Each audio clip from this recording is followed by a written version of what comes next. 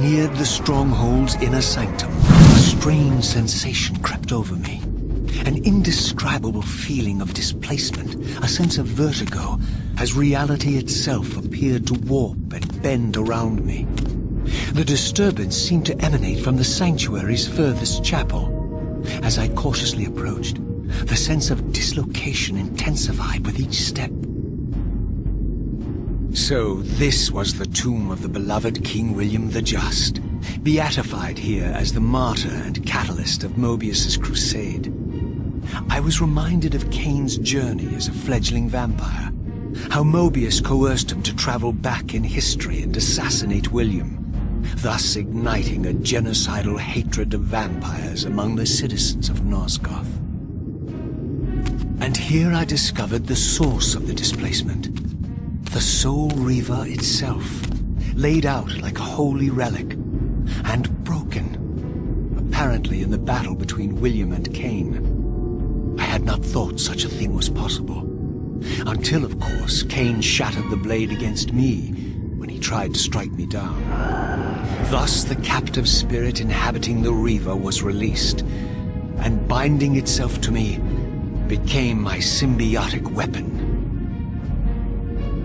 And so the Reaver met its former self, still imprisoned in this corporeal shell.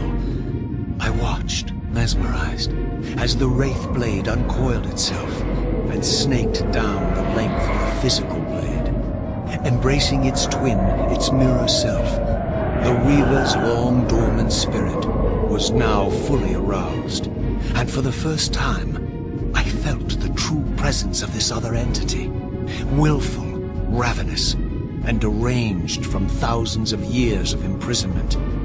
The Reaver was now in command, and I, now merely its helpless host, felt my soul being leeched to restore the blade.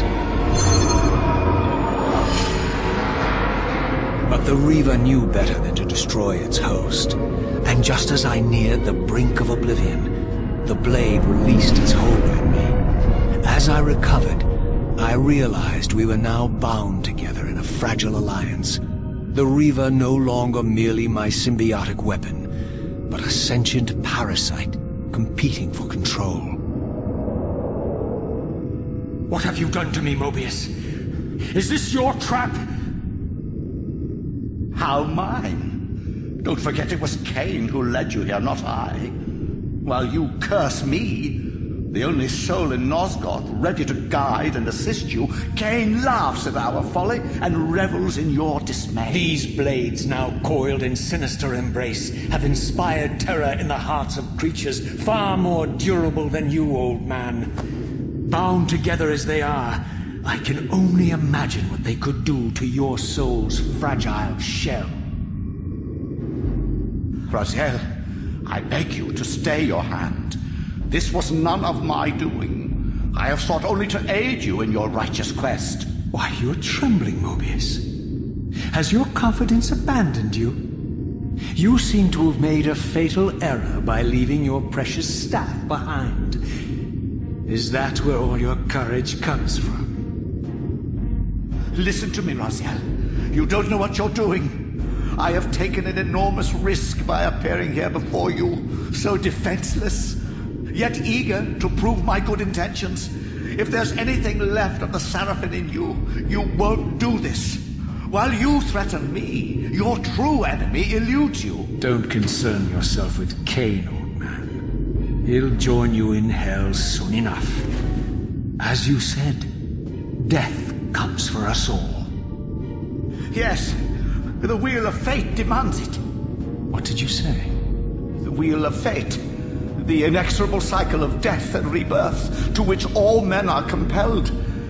We serve the same God, Raziel. To strike me down would be striking God's own attendant. And I don't believe even you would take that risk. I tire of your games, Mobius.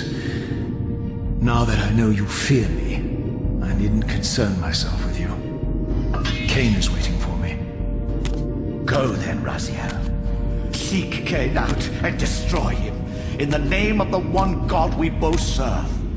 You, who were once a Seraphim priest, murdered, profaned, destroyed, and reborn again from his mercy.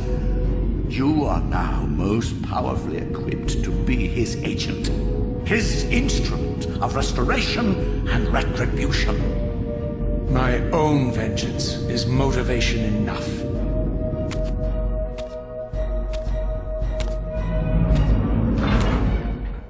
By my soul, you almost had me, my little blue assassin. But that'll be the one and only chance you get. I assure you of that. I could now summon the blade at will, regardless of my strength. But once summoned, the blade's ravenous appetite could not be contained. It devoured the souls of its victims, and if I allowed it to become over-aroused, the Reaver would now turn its hunger on me.